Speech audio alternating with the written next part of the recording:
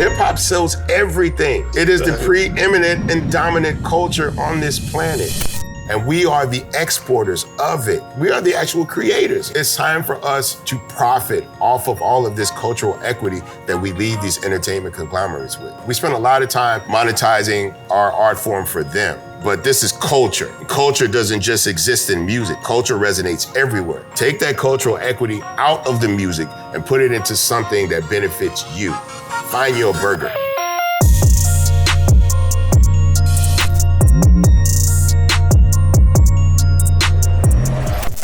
Bun, what's up, my brother? Good, man. It's good to see y'all back in Texas again. For sure. I got it right. Did I get it right? Good enough.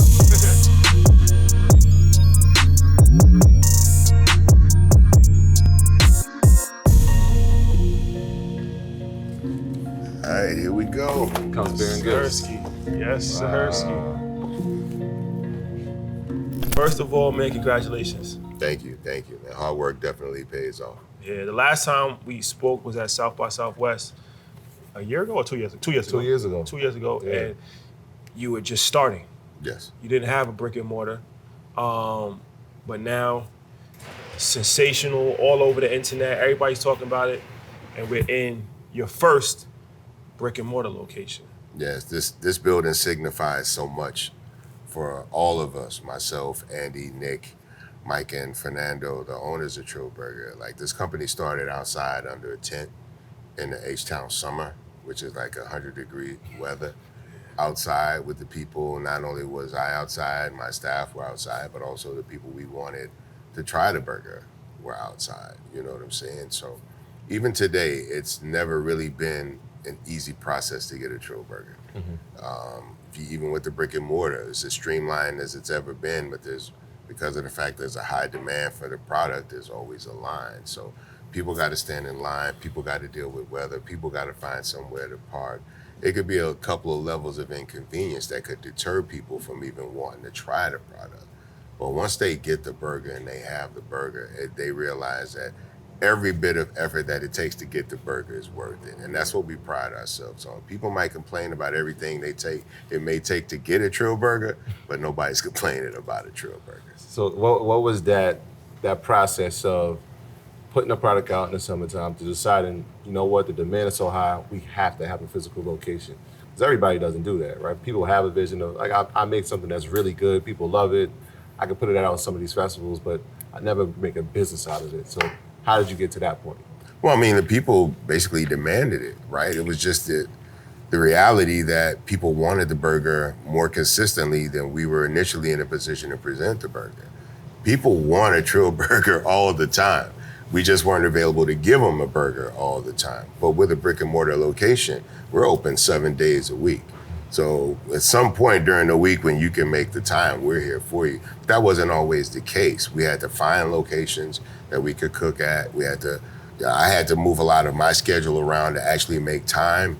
You know, at a certain point, I realized that the only way this company was going to win was if I prioritized it. You know, so I literally had to book less shows, less hostings, you know what I'm saying? Not travel as much. Or if I was gonna travel, take into consideration the possibility of presenting the burgers where I was going. So everything had to be reprioritized when this burger came in, because we could all very easily see the long-term goals that could be achieved by really putting a lot of hard work and focus into this brand. So walk us through the steps.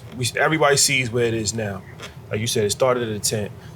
Walk us through you having the idea, the vision to even want to sell burgers, starting at the tent, and then getting to the point financially and just, you know, building awareness enough to actually have this brick and mortar location. Well, we knew we had an amazing product, right? When the product was brought to me and presented to me, because, you know, a lot of people think I invented this burger, and that's not true. Okay. You know what I'm saying? But when this product was presented to me, it was far and away the best burger that I'd ever had. So that somebody came to you with the idea? Yes. Okay. Friends of mine that I've known for years came to me with this opportunity. And I had every reason to say no, right? Because this was building this thing from the ground up, right? I had no prior business experience in the food industry, so there was gonna have to be a lot I had to learn, a lot of things I would have to sacrifice to even really be a part of this company and help build it. So I had a million reasons to say no, but I had one real good reason to say yes, and that was the burger. You know what I'm saying? I really believed in the product. And so I really just reprioritized my life and put everything into it. And I treated the burger initially like it was an album, because that was the only prior business experience I had had in presenting a product repeatedly, right? So I used everything that I had learned in the music industry and brought it over to the food space. And luckily it works if you look at the music industry as a service industry. Right? You know, an album is a product that you have to work on, fine tune, and then you have to go around the world and present that product to people. You know what I'm saying? There was no difference in my mind between a Bun B album and a Bun B burger. For one, I had a fan base already set up. So I was like, how can I get it to the people that I've already not only have a track record with, but have also built a level of trust with? Because that's what it really took to build this burger, was trust. People trusting my opinion when I said I had the best burger in the world. Now, eventually through Good Morning America, I was able to prove that, right? But it was just about getting the burger in front of people. We had no brick and mortar for 2.5 years with this company. So there was nowhere for people to even come and get the burger. We had to consistently bring the burger to people. But that was cool, because that's what I already did for a living with the music. We had to do the same thing, get out on the road, bring the music and perform in front of people. So I used different spaces where I knew I had energy. And that was, music festival. I was like, it's a 3-day location, so I get 3 days of revenue. And if it's a hip hop, R&B music festival, I'm gonna know some artist, DJ, road manager, somebody in certain circles with some of these artists I'm gonna have proximity to. And all I did was ask people to give me a chance to feed them. I wasn't asking for people to buy burgers or anything. I knew I had, the food equivalent of, for lack of a better term, crack. I had that work. Good dope sells itself. So my thing is, the sales model, give them the first one free and they come back and buy the rest for life. And it actually worked. And I'm very lucky that I have some friends who have a lot of eyes on them, and a lot of people that they built up trust with is in the same way that I built up trust with my base. And so when they tried the burger and they started telling people this burger actually is as good as he says it is, it comforted people. It made people like, okay, now I'm really intrigued. It's okay if Bun B says it because that's his burger. I get that he's gonna think it's the best. Mothers think ugly children are beautiful all the time. But when this guy I know, I trust, I've been rocking with this guy for a long time. If this guy says it's good, I'm gonna have to actually try it now. Now I really wanna know, And so we've been able to parlay these friendships into opportunities to present the burger to people who are so happy. One, not just the fact that the burger is good, but two, I got a lot of people that wanna see me win. Because I've supported a lot of people in the process of them getting to a place where they could win and succeed. I want everybody to win in this game. You know what I'm saying? It's hard out here in this world. It's tough. It's not easy being successful, no matter how talented you are, no matter how hard you're willing to work. It's still not easy. You know what I'm saying? So I've been lucky to sow into a lot of people who in turn became very influential people and are now sowing back into me through this food company. So you talked about reprioritizing your life. So it came from music, but I wonder, in this venture, you're now a full-time entrepreneur, full-time restaurateur. Are you learning the process? Are you leaning on your partners? Like, what are some of the things that you had to learn on the business side? Because you did have the music business, and there were certain advantages that you had in that space. What are some of the similarities? What are the things you had to learn inside? I'm still learning. Yeah. I'm still learning, because at the end of the day, I would love to expand. I would love to expand my brand, right? But Trill Burgers is not just me. Trill Burgers is a multicultural ownership base with Black, Latina, Asian, and white ownership. But there are other places that I want to go and things I want to explore in this culinary space where I don't feel like I need that same collective of people in order to make certain things happen. The reason Trill Burger works in the way it does is because of the level of resources and experience that the owners collectively bring to the table. That's why this company grew to the size that it's grown over the time span that it's done so, and it's continued to be successful. But there are other things that I want to do that may not necessarily lend themselves to Mike or Fernando's or Andy's or Nick's skill set, right? There's other dreams that me and my family may want to chase. And so in order for me to be fully immersed in that and take full advantage of it, I can't rely on Andy for everything. I can't call Mike and Nando every time I need to know answers. I've got to educate myself. And that is a constant state, right? Like, I'm very new to this space. There's so much I don't know. I'm very lucky that I was able to walk in to this venture with people with years of experience, because most people walk into this very blind with no experience, you know what I'm saying? But if those people can find success, then I most certainly can find success, because I would literally be starting from the top, working backwards, as opposed to from the bottom, working up. Recently reading this book, and it's saying that PR is 3 times more effective than ads. And you're using influencers to like market the product, right? Influencers as far as musicians. So when you Yes. see DJ Khaled come in and he's saying how good it is, or Mike Tyson, or that, those people obviously have large followings. Yes. Right? And it's one thing for you to put a billboard to say, try Trill Burgers, the best burger ever. But when they vouch for it, now it's way more convincing, right? And that's how I was really started to know about it. I mean, we had a conversation with you, but I'm seeing what's happening on social media. Yes. So that's a strategic marketing plan, like you said, that you're using your relationships, and those people have followings, and then when they see those people vouch for it, now that level of trust is way more efficient and cheaper than you paying for commercials. Absolutely, because here's the thing, right? As a recording artist, I was always supportive of independent artists. I've known for doing features all over the country. And it was a very easy thing to understand. One, it's money, right? I'm getting paid to do a lot of these. Some of them not necessarily, but most of the songs you hear me on, I'm probably getting paid to record on that song. But I felt like it was so much easier for me to just work with artists around the country and get popping in their area than to try to make one record and try to force that record on people everywhere.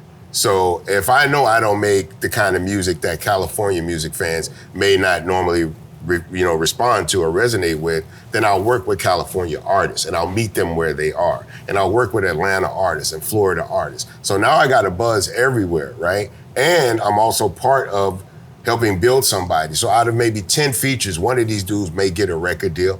You know what I'm saying?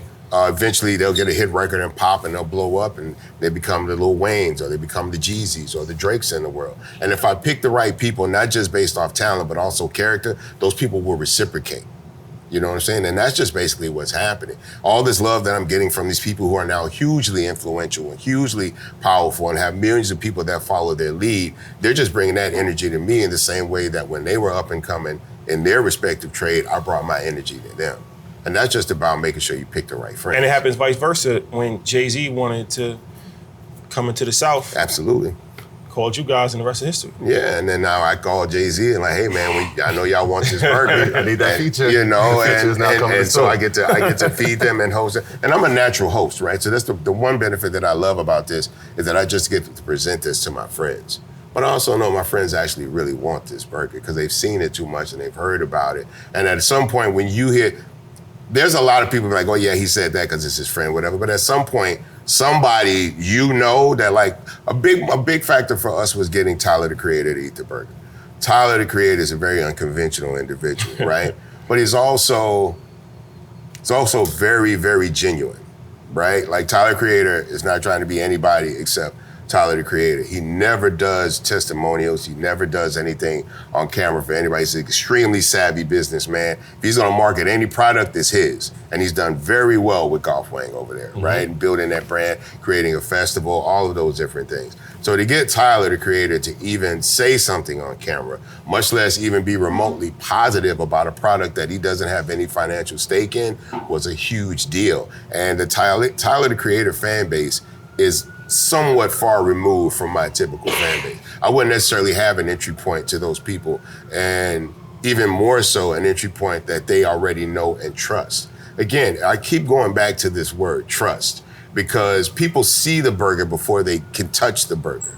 So there's this level of anticipation that builds up inside of people to try the product because somebody they know, somebody they trust had it and told them it's the truth. So that becomes the best feature, right? When I needed a song, I reach out, somebody gives me a verse. When I needed somebody to just try the burger, that almost feels like the feature. You said something to us when we walked in that you haven't felt as passionate about anything outside of music like you feel like this. Talk about that. Did you grow up in culinary? Were you cooking? Like, how did you find a passion for this?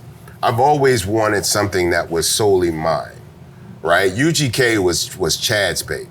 I was supportive of his vision. I knew that he was going to get where he was going. So I rode shotgun with him and I supported him all the way. We actually built the brand together, but it was always his baby. He woke up with it and slept with UGK. That's how I am with this burger.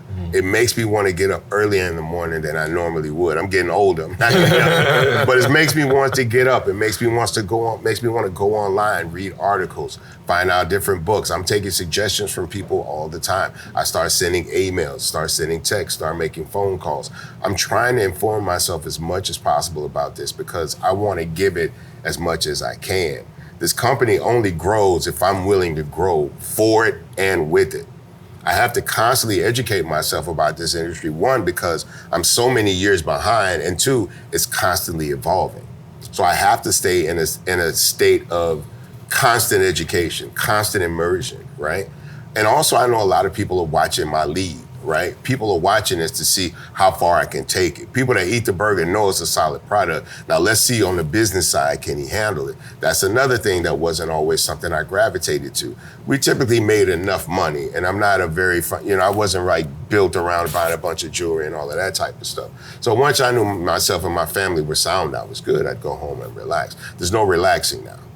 There's no relaxing for me when it comes to this company. People are really bugging out on how at this age and this time in my career, I'm almost busier than I ever been. I travel more than I ever been. I sleep less than I ever been. But I'm more engaged in this than I've ever been in anything in my life, I'll probably say, because this one's all mine.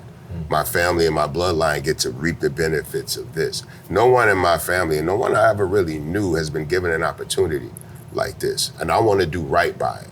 You know what I'm saying? Because when the next person gets an opportunity like this, and it probably won't be food, right? But it'll be something that they can be passionate about. I want to show them that everything you know can transfer into this. Everything translates. You know what I'm saying? You just got to know the bits and pieces of your life that are going to make sense on this side. And then, cut off all the rest that doesn't. So let's talk about the business aspect of it. We learned about food cost early when we started interviewing entrepreneurs that were in the restaurant space. And you was telling us off camera how much beef you're actually buying per week. And that's something that people don't really think about, right? Like the margins, and if you're paying too much for it, then that can actually, compromise the growth of the business. So how did you start to learn about food costs, and how important is food costs to running a restaurant? When this burger was first introduced to me, right, the idea of this burger was built to be easily scalable and easily refined. So the burger has minimal ingredients, and the ingredients that we do choose to use in the burger have long shelf lives. That's why there's no lettuce on a Trill burger, because lettuce typically has a short shelf life. That's why there's no tomatoes on a Trill burger, because tomatoes typically have a short shelf life, but onions have a long shelf life. And you look at pickles come in a jar, right? They're pickled, So there's a long shelf life for that. Everything about this was designed to make this burger as easily assembled as possible, right? And to make sure that these ingredients that we have that come in don't sit on the shelf long. And that's kind of what we've been able to accomplish. And now you add that with the idea of there constantly being a flow of traffic coming through the door, now no food sits either. So we don't end up having to throw any burgers away because they sat too long under a lamp and the top bun got hot and the bottom bun got soggy from the sauce. We don't have those kind of problems. That was built into the burger from its initial design. All of these things were put into it. The flavor combination was designed a certain way so that when you bit into a burger, it's a flavor sensation that most people typically don't get from most meals, much less a hamburger. My burger is competitive not with other burgers. My burger is competitive with sushi or steak because of the level of preparation and the way that the ingredients are designed to combine when you bite into it. That's why when people eat a Trill burger, their minds are blown. Not just because it's a good burger, it's beyond a good burger. There are no burgers that are relatively close to Trill burgers. You know what I'm saying? But it's the fact that on any given day, a Trill burger could possibly be the best meal you could get at that time of day. In order to get a better meal consistently in Houston, you probably got to make a reservation somewhere. Now the guys confirmed. I said we was with Slim Thug and Toby yesterday, and they heavily vouched. You know why? Because they've had it several times in several places. Toby's had it in several states. and it's never disappointed. That's the thing. When Hov wanted the burger, Hov was like, do I need to go to the Brick-and-Mortar? Are they gonna bring it here? I said, no, we're gonna cook it here in the stadium. We have stations here. We're gonna cook it fresh for you in the stadium. Is it gonna be the same as the Brick-and-Mortar? Like, to get the burger the way I need to taste it, do I need to go somewhere? That's a terrible business model, Hov. That'd be horrible if only one place had the best Trill burger and the rest were just making burgers. I don't want this to be, there's a saying in black people, make sure you go to the good one, right? Go to the good Walmart. Go to the good Popeyes. There's no such thing as a good Trill burger. Wherever you have this burger, wherever we present this burger, it's consistent. The burger is the burger. So, I mean, it's a luxury experience, right? Oh, without question. It It's elevated fast food, for sure. Elevated fast food, I like that. So talk about that, how you scale from 2 years ago, we were talking about the burger and you're doing festivals, to now having a brick and mortar, but being in NRG Stadium, having 4 locations. How did we grow to that? What was the conversations like with the Texans and with NRG? Well, we presented a burger that everybody in the city of Houston wanted. There was a high level of demand for this burger, and everybody could see that. So every sports organization was trying to figure out, is this burger something that we could use as drawing power in our stadium and as a great complement to the activities that we present to people? And people realized very quickly that absolutely this burger can be a great complement and a great source of drawing power for us. So we initially started with the Dynamo. Houston Dynamo had a new plan to make their food vendors a lot more localized.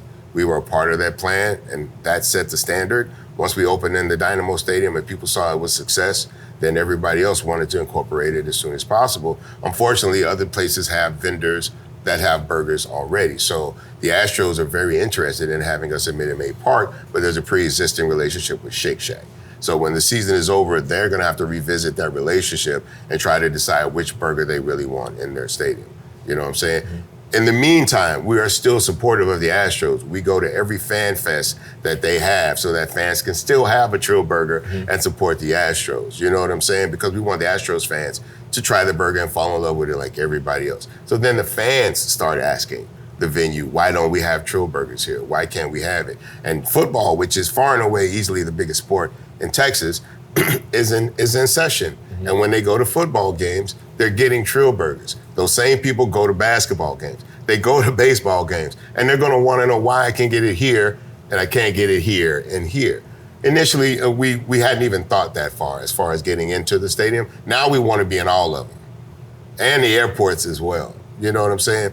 We want this burger to be available to as many Houstonians as possible right now. Our goal, long term, is to make this burger available to anyone on the planet that would want to have one. So is the goal to just really conquer Houston and then expand, or are you looking at other brick and mortar locations in Atlanta or in New York or whatever? Like, what's the expansion model? I'll be honest, Houston's already conquered.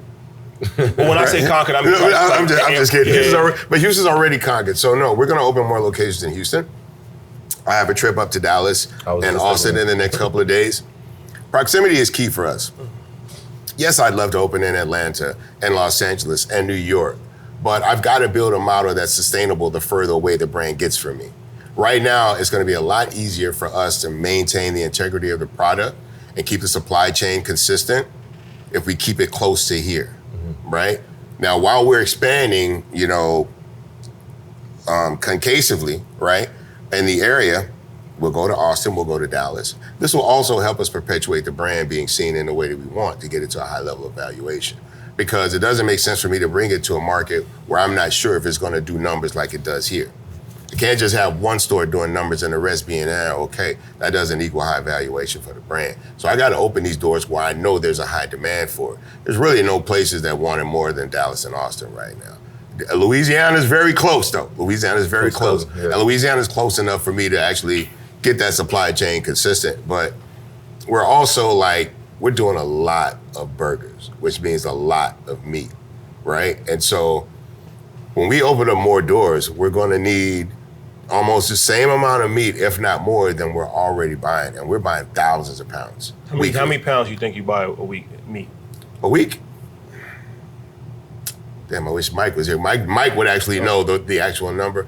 I'd have to say I'd have to say anywhere from 2,500, 3,500 pounds of meat a week. A week. Easily. And that's all from Texas farmers? Yes. Right from now. one farmer or multiple different We farmers? initially started with one farmer, but we're not their only account. Okay. And so as far as ground beef is concerned, I think we're maxed out. Okay. We would like to have a deeper commitment from one place, but quite frankly, with the numbers that we're doing, it's very hard for one person to fully stock us. It just really is. Is it important to know the farmers, like where you're getting? All beef, I guess, is not equal. I can pick the cow. You can pick That's the how cow. highly prioritized I am in this company. I can go in, I can pick the cows that I want my beef to come from. You're involved in that process? Who, me? Yeah. No, No, because like, I don't control the kitchen and I don't profess to know Yeah. the best quality of beef. That's why I can fully just defer to my staff, kitchen staff, and ownership for that. That's where they come from, and they defer to me when it comes to making sure that we prioritize who needs to see this burger and where it needs to be seen. So you talked about valuation just now. Yes. And so I'm thinking, obviously, creating brick and mortars also creates overhead. Mm-hmm. But one of the things that we see with successful restaurants is licensing. And so if I'm in New York, yes, we conquer Texas, right? Mm-hmm. But how do we, or are we thinking, how do we get this into the local supermarket chains where now this has become something that I can get in the frozen section and Trill Burger expands in that way? Is that a thought process, or is this so unique that it has to be experienced? Not at all. Every way that you think this burger could be presented and sold, people have come to us. Things that we weren't even considering or really know we're not ready for, we still get offered all the time. Your frozen option for this burger was sent to us immediately. Like, we would love to package that. But we don't believe that that's the best way that a Trill burger can be presented to people. Now, could we build a burger that can fit that model? Yeah, absolutely. But that's not what we're trying to do. You know what I'm saying? You didn't start seeing White Castles in stores until White Castles had conquered brick and mortars. And that's the reality, right? But we're still building this company. We're still building the model of this company. But we do know that there are parts of this company that can very easily go to a shelf, like the Trill sauce. Very easily be bottled, packaged, and presented to people, right? Go into a store, do a live demo, people get pieces of burgers in a minute, and then they'll be like, well, maybe my burger can taste more like a Trill burger if I get the sauce. All of that's very easy to accomplish, but our main goal is to build up a chain of brick and mortar establishments for Trill Burger. Once we get that done and that's running on autopilot, we can look at other ways to present the burger. But right now, the best way for this burger to be seen is in your hands in a restaurant. So Hip Hop 50 this year, and one of the dope things about hip hop is that we get to see the growth of Yes. hip hop stars, right? And I think you're a perfect example of that. And the name Trill Burger. So you guys started in Port Arthur, Texas, and you created Trill, right? That's your word. That's not my word. That word Okay. that word was started in the Texas prison system. Okay. And a couple guys, Spoon and Block from Port Arthur, came home and started utilizing the word in the streets of Port Arthur. Okay. That's how it became a prominent term where we're from. And it was just something that we normally referred to, period, being where we're from. It became incorporated into music, and it became a way for us to separate ourselves from everyone in the same way that the term was used to separate people from the town of Port Arthur from people everywhere else. People started to identify with the ideology of UGK, how we moved, how we presented ourselves, and they started to emulate that by calling themselves Trill.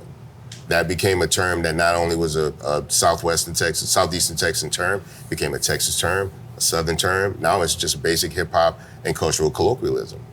Yeah, so, but good education, I didn't know that. But you guys start with Trill, Yes. but that was started, you're saying it on a street level and it goes to hip hop music, but now it's Trill Burgers, right? And you Yes. see like, all right, from a rap star to now an entrepreneur to a restaurateur, and now Trill has a whole different meaning, I'm Yes. assuming, than what it originally was back Well, then. no, it still means that, right? It still means about going above and beyond, and this burger does represent that. Like, keeping it real is like, yo, you hold your people down, and you know that's your man. Something's wrong, you hold them down. Keeping it trill means when you're doing right by your people and nobody's watching, when there's no residual benefit for you to keep it solid, where it could actually possibly work against you, but that's just how you're built. That's what this burger is. This burger goes above and beyond any other burger. That's why I know I can call it Trill. So Trill is super solid. That's like Absolutely, super solid. absolutely. Like, you don't even have to question it. But then also the actual brand of Trill is imbued at this point with 30 years of cultural blood, sweat, and tear equity that we've put into it by the way we've moved and carried this term on our shoulders. And so that's what I bring to the table with this burger. That's that trust factor that was built up by building this Trill brand through the UGK's music and movement and representing our hometown. And so now when I say, and because I've never branded anything with this, like this, I've never really sold a lot of merchandise with this or anything because I wanted to maintain the integrity of the term, right? And so now when we say, okay, this is a Trill burger, people like, okay, well, I know what a burger is, but if it's Trill, then that means it's got to be different, right? Like this burger got to be, like, this better be a badass burger, like period. And it is. I would not have sacrificed all of the work that Pimp and I put in to build this company and build this brand to put it on a burger, just a burger. Yeah. Like it's not that serious. I'll find something else to do to make money. But this was very real. And I knew this burger could handle the responsibility of that term. That's why working with Trill Burgers is different, because they know they don't just work here and sell burgers. They're actually maintaining the cultural integrity of my brand. It's deeper than food. It's always been deeper with food with Trill Burgers. This is a fast financial fact sponsored by Xfinity. This week's fact: taxes are a significant financial obligation. Understanding your tax liabilities and exploring legal tax deductions can help reduce your tax burden. Assets over Liabilities is presented by Xfinity. Yeah, you said find your burger. So it obviously it's bigger than this, just the food.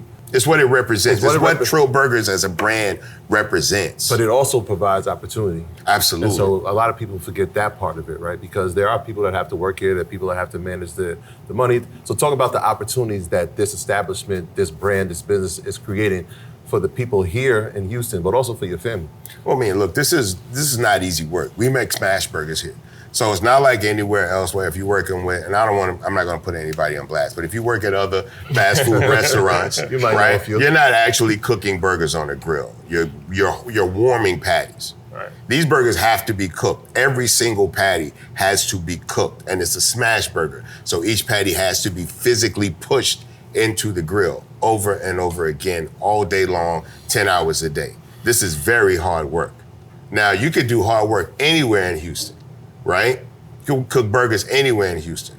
I argue that this is a better environment to cook burgers in. I also would say that if you could work at Whataburger or McDonald's or Burger King or any of these other places, right, and have a great day at work and meet some nice people. You work at Trill Burger, you might see your favorite person in the world. Nobody is happy to get up and go to work in the morning. I believe Trill Burger employees are, because they have no idea who's gonna walk through that door. They have no idea what they may see. Even beyond that, the way people get tipped at Trill Burger is different from anywhere else. You cannot get tipped at Whataburger.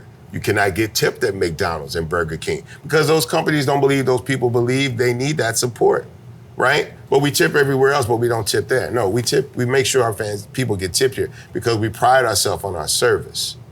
I'm a very kind, respectable, mannerable person. You cannot be a representative of this company if you don't embody those character traits, right? And when people get treated a certain way, they want to reward that treatment. People get offended sometimes if they go somewhere and they can't tip the people that made their experience good. Why don't they let me tip you? That's sad. The only reason I come here is because you're so kind and so warm and all of that type of stuff. No, we afford the opportunity for our companies to be rewarded for their service. We reward them, but then the people feel like they want to reward them. But here's the other thing. People feel like when they tip them, they tipping me. People over-tip here.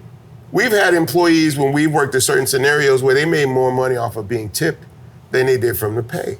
Now, that doesn't mean we're underpaid. We have a sustainable model. People make very good money here at Trill Burger for the work that they do. But there's also residual benefits that come with this company. That alone gives people more incentive. They want to get up and come to work here. They want to get up and smile and be on the good side of this company and make sure they're here when this company grows, because there's no telling where they may end up, what they may see, and who they may become. Our model is designed to promote internally. We don't want to keep bringing people from outside of this unless they have a level of expertise that we just can't have, that we don't have available to our present staff. But make no mistake about it, this company goes where our staff goes. I heard you talking to somebody about the culture that you were trying to build here. How important is establishing that culture amongst employees? Because you're in a service-based business, so employees are the most important aspect of it. Absolutely. The food could be amazing, but if you got a bad employee with a bad attitude, the customer is not coming back. So how important is that to encourage the employees, to build that culture, to make sure that, it's not easy to have hundreds of employees from different locations all on the same accord? Well, I think for us, the primary concern was making sure that people feel seen and heard. It takes a lot of people to run Trill Burgers, and there's a lot of responsibility that gets spread across the board. And there are some people that are very fine with where they are in their position, but there are other people that are hungry and want to climb with this company.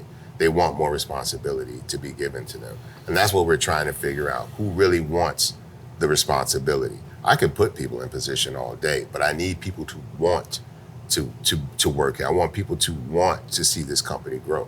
There are people that work at this company that feel like they are invested, maybe not financially, but they're emotionally invested in this company right now. We want to make sure that we recognize those people and honor those people and give them the kind of authority that they deserve to have, because power corrupts. Power corrupts.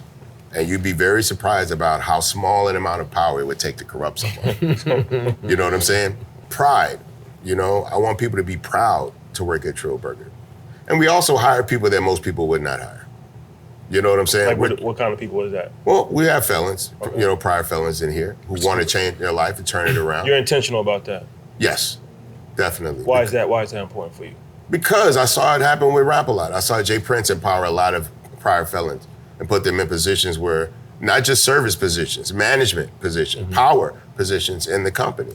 And they held it down and they helped build that company. I watched those people do that. I know the background those people came from, and I watched them become utter professionals in their craft, in their trade. I believe we can do that here at Trill Burger. I believe I can take people that are registers and grills now, and those people will wear suits and ties and represent this company at conferences and sit on panels. That's what I want for this brand. And I want people to know that there's a path to that in this company. And that's by making sure that when people do good things, that they're acknowledged and they're complimented for that stuff. That's what I mean when I say culture. I want people that are doing hard work to know that it's being seen and it's being appreciated. Because a lot of this can go unseen and unnoticed, but there's a lot of hard work that it takes for this company to operate. There's a lot of employees, there's a lot of egos and personalities that have to be managed, and there's a lot of nuances to making this thing work every day. And I understand that because I have to turn this company over to them every single day.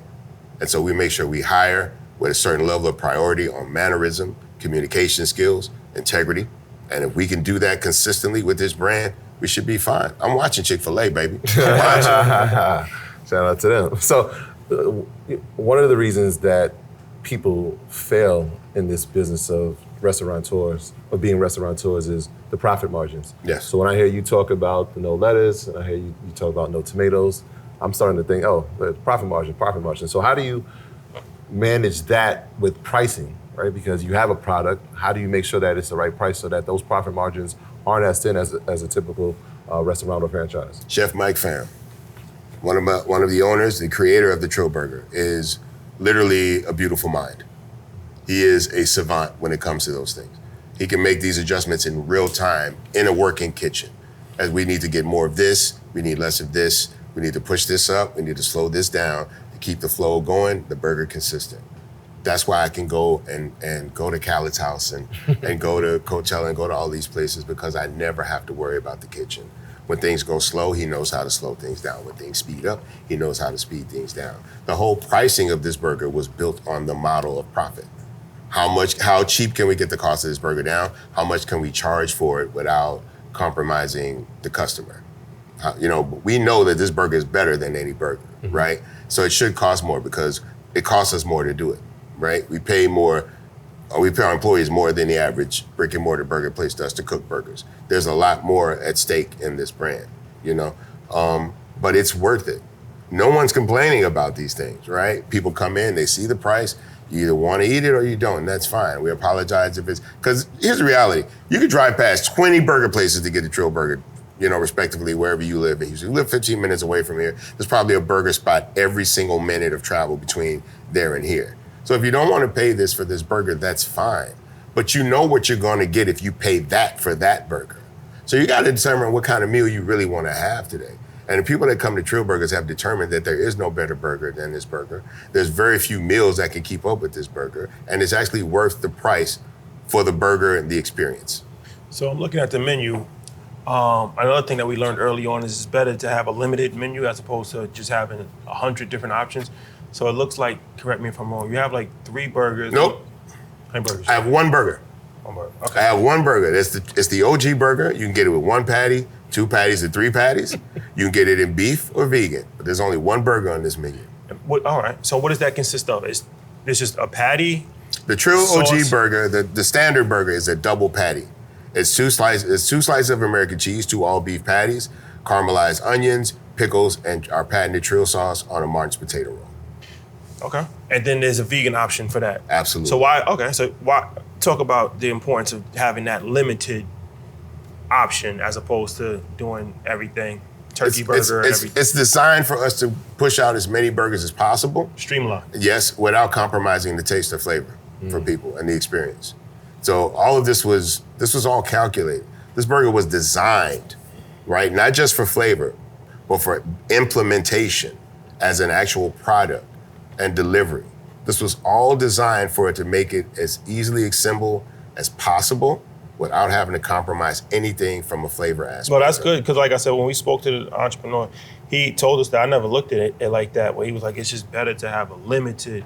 Because most people, when you think about most people that are uneducated about restaurants, they want to have as many options as possible because the thought process is that I want to cater to a variety. Whoever of comes in the different door. Yeah, exactly. We don't have to worry about that because people are coming. It's Trill Burgers. That's all we do is burgers, right? So when people come here, they know there's all you can order is a burger. You're coming here specifically for a burger. It's not like that if you go to Papados. It's not like that if you go to Denny's or IHOP. There can be a multitude of things on that menu that you might want to eat at 3 in the afternoon or 2 in the morning. You know what I'm saying? We keep it very simple for people.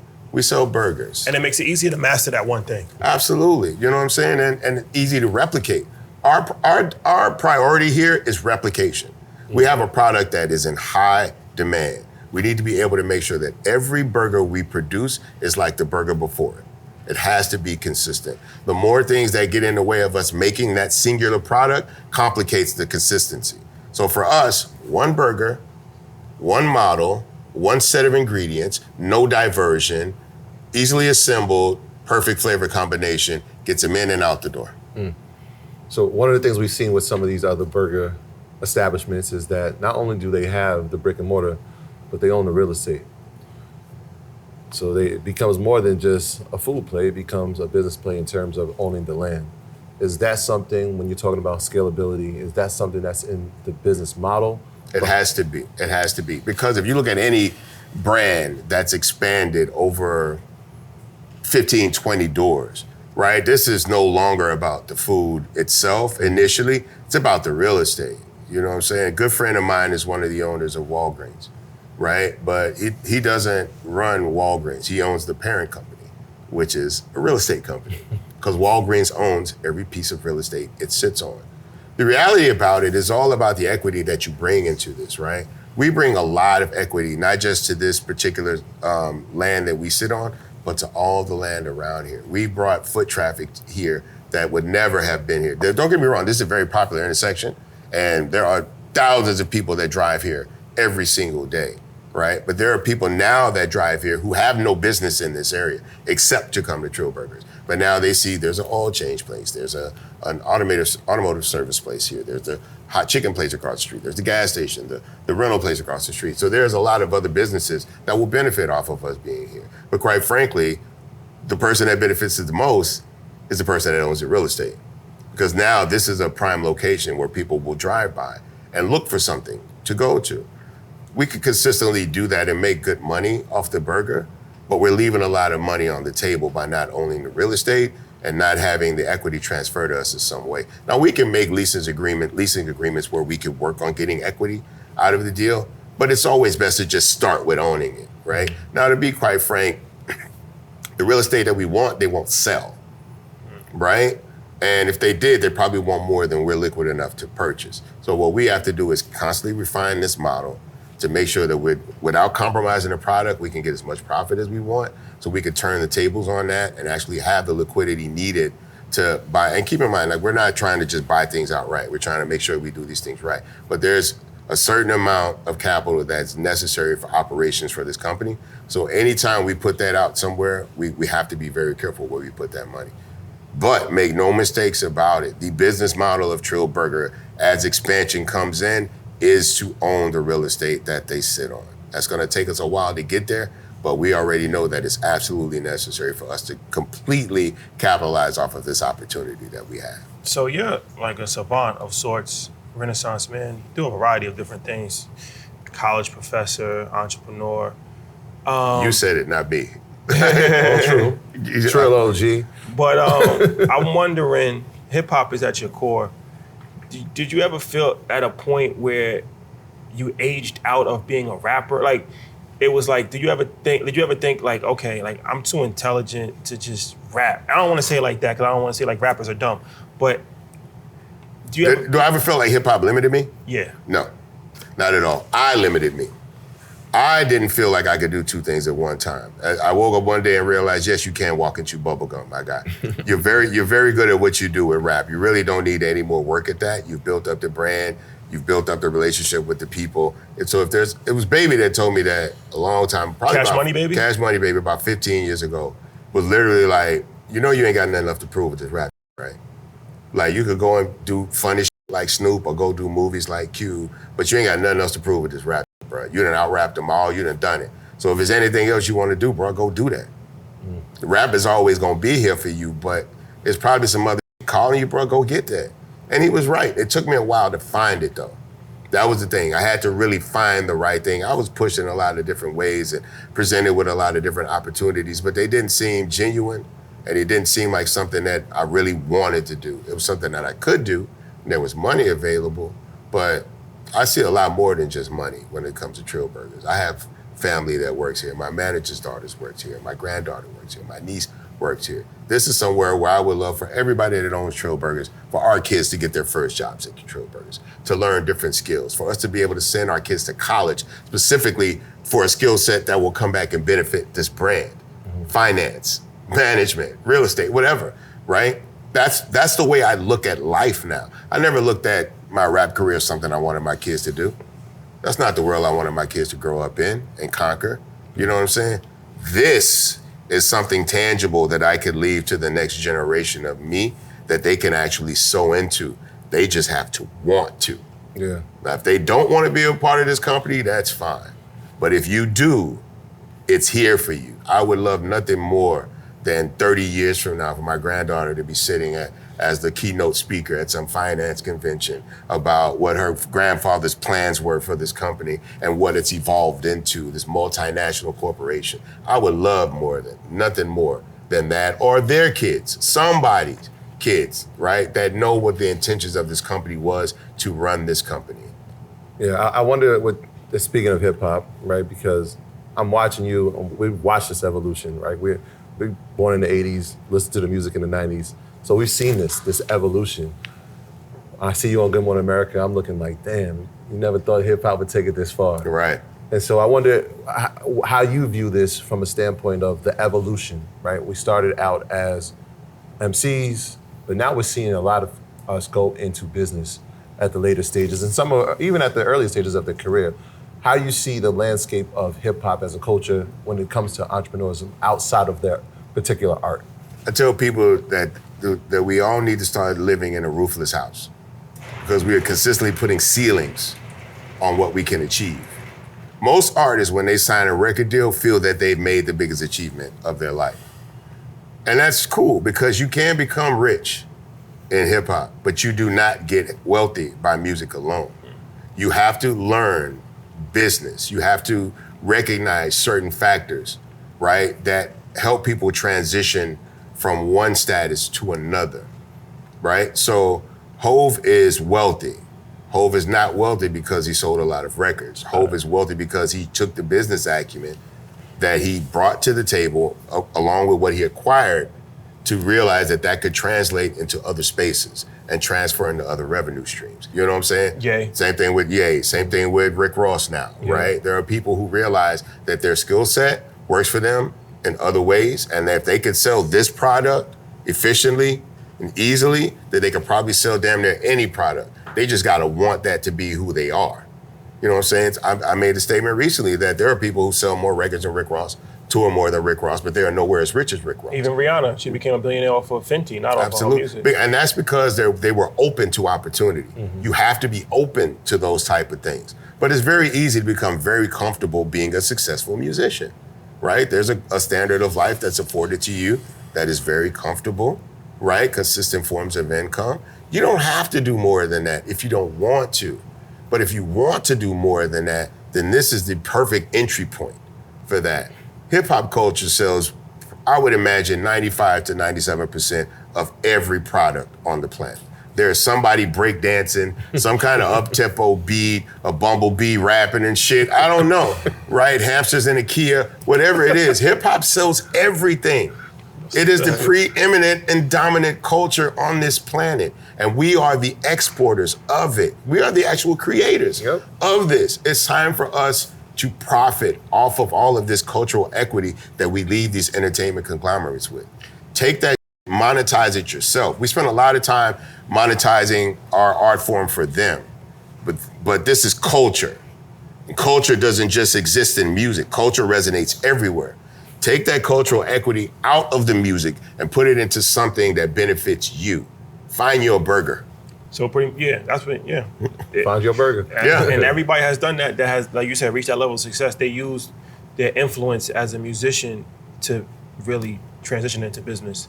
Whether it was Ye with the sneakers, whether it was Diddy with the liquor brands, Jay with the liquor brands, Rihanna with Fenty. But I want to ask you, staying in the music vein, Juicy J, I don't know if you saw it yesterday, and he was talking about rap music sales are down 40% this year.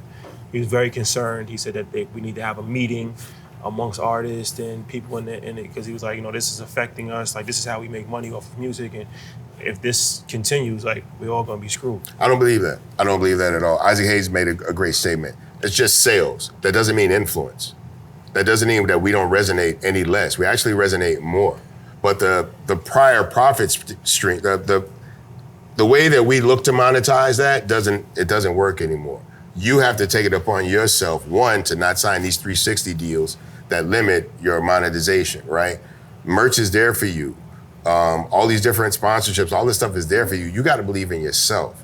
Yes, sales are down. Of course sales are down, because nobody goes in anywhere and buys any music anymore. You can stream it. That's a different business and profit model. So you're not going to make the same amount of money that we made. And Juicy J's been around long enough to have benefited from the old model, right? So the quality of music is not lessening, right? The level of influence with the music is not lessening.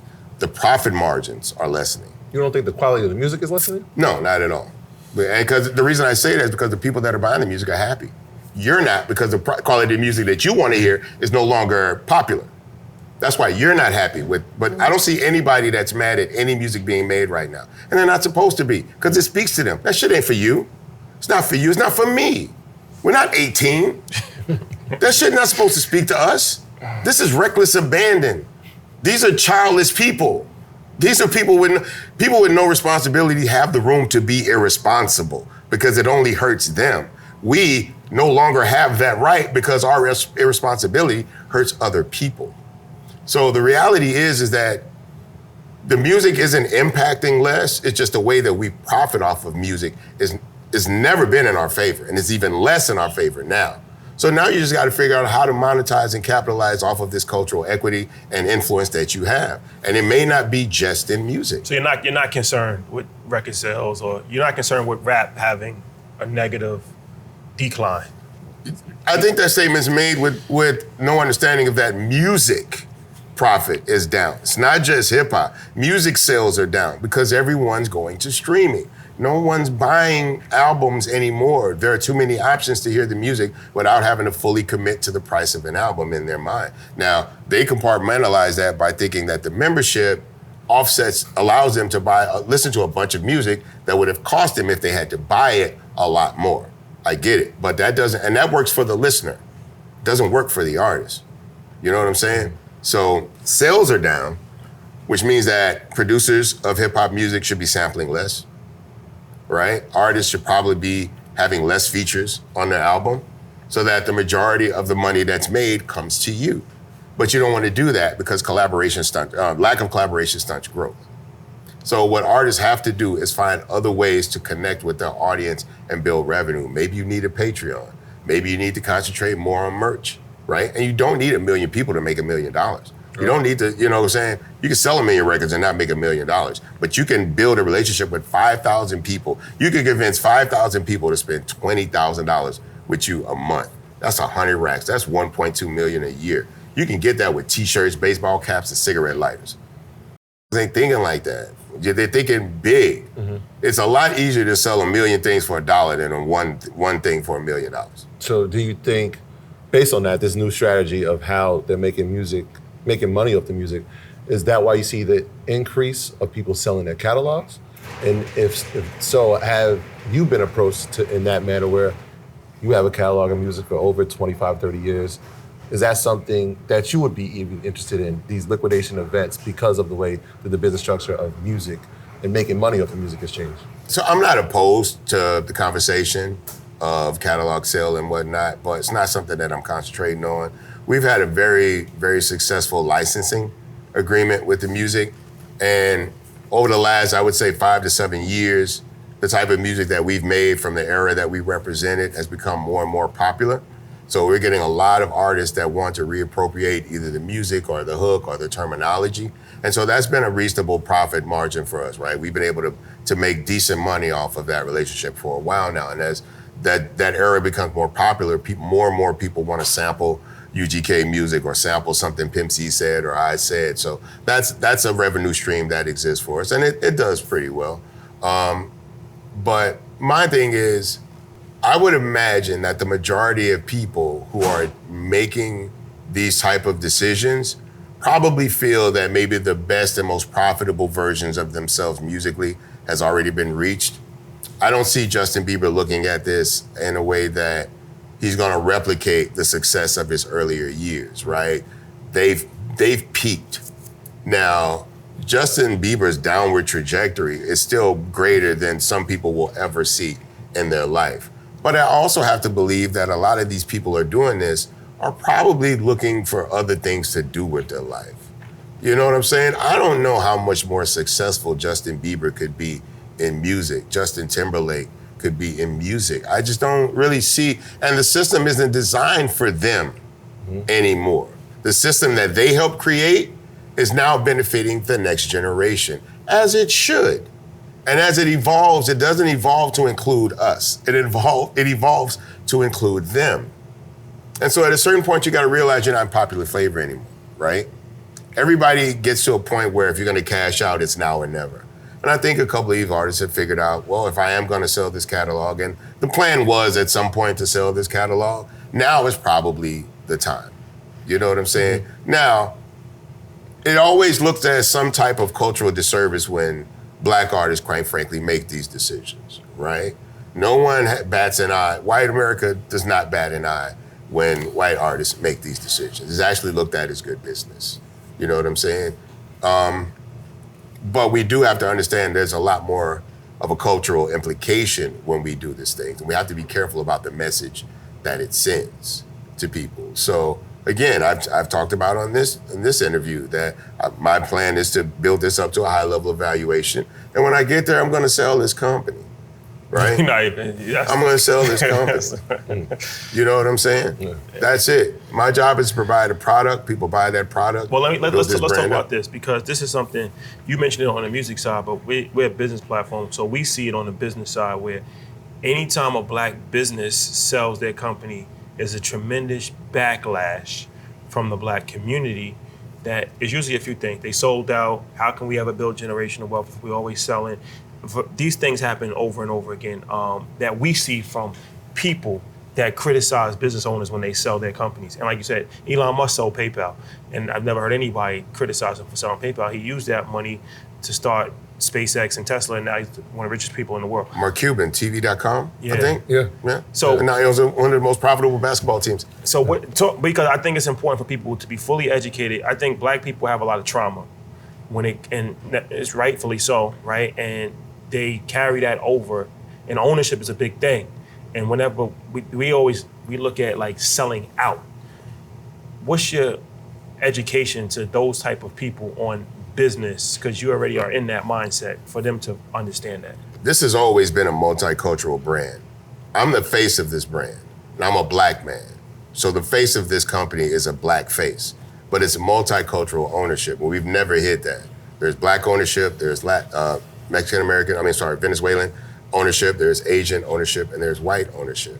So what we're promoting is not how far black man has gone in this company. What we're promoting is how far black men can go when black men and white men and Asian men and Latina men work together, how far we all can go.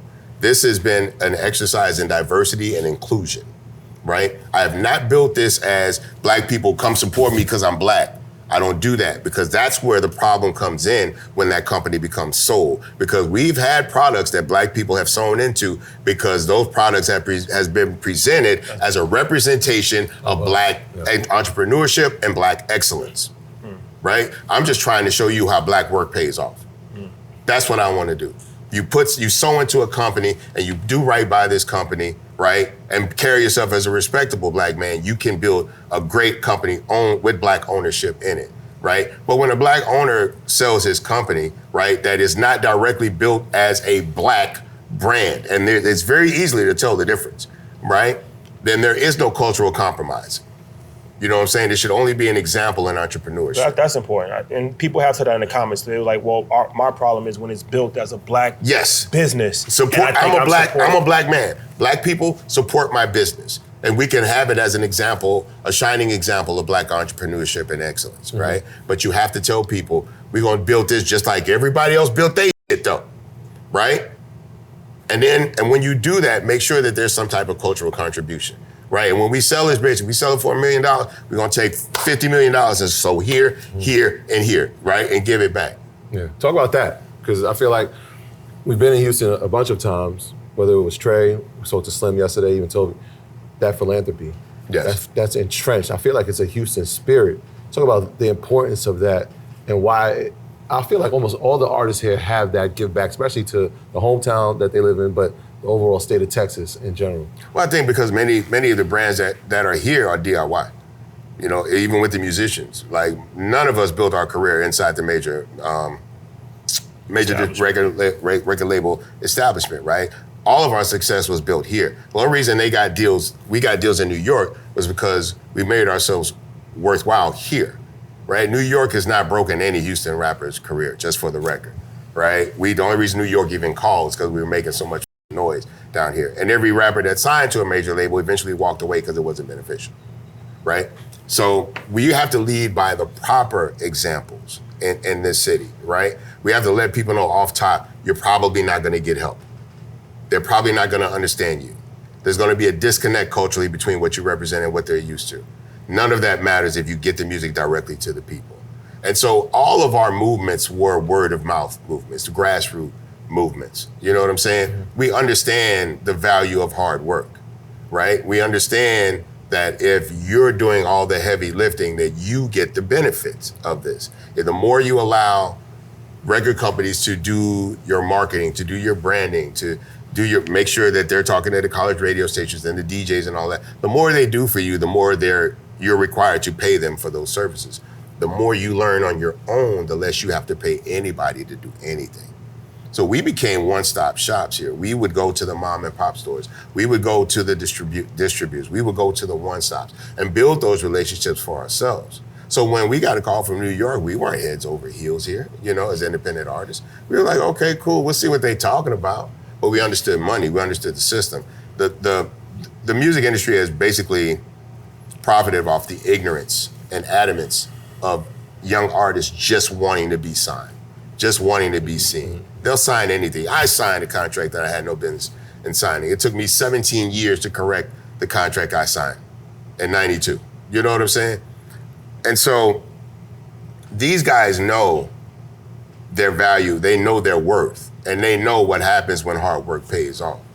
And so that's something that they came into this music industry already understanding, as opposed to people coming in really with a full level of ignorance, not just about the music industry, but about business in general. Because there wasn't really a need to. The record label would take care of everything you needed. We didn't have that luxury here. We wanted it, we had to work for it, we had to kind of figure that out on our own. And that's what I'm doing here with Trill Burgers. There's a lot of shit I don't know I'm trying to figure out on my own because I know that the education benefits me. I could sit back and let my partners do most of the heavy lifting in this brand, but it would be missing something. This brand is working because I care so much about it, that I want this brand to win. I thought I had a crazy sleep schedule as an artist traveling, trying to balance family, and I still do shows. That's the other thing. I still travel, I still tour constantly. And we try to incorporate the burgers as much as that makes sense, but it's not something, they don't always work together. But I get less sleep because I got to get back. Normally I used to do a show. I come home on Sunday, I go home, fall asleep on my sofa watching football. I come home this Sunday, I got to come straight here. You know what I'm saying? Get right back to it. I want to come back here. I want to see how it's doing. Is there anything we need to figure out? Any problems we need to solve? Is it business as usual? I just want to know. But I also understand that this is a culturally built brand. It's not just about the food. And I know that in the back of most people's minds, I wonder if he's here. I wonder if he's here. Right now, this brand is still manageable enough for me to actually be here when people come. So anytime I'm home and I'm in Houston, I'm at Trill Burgers. You just pop up. Yeah. But I typically will pop up here, not just for the customers, but for the staff too. And I think it's important for the staff to know how hands-on I am with this brand, because they know I could literally be as detached as possible from this process if I wanted to be, but it's already running like a machine. No, I care about this company. I care about y'all. I come in, how we doing kitchen? How we doing front of house? How we doing guys? What do we need? Do I need to run an errand so that hit management on staff doesn't have to go and we don't have to delegate employees? I still want to be as hands-on with this company as possible. I think it's important for my employees to see. I think it's important for my customers to see. But it's also important for the next generation of me to see, especially if they want this brand. Well, Bun, always a pleasure, my brother. Yo. Congratulations, much success. Thank you so much. I can't wait to try the Trill Burger, man.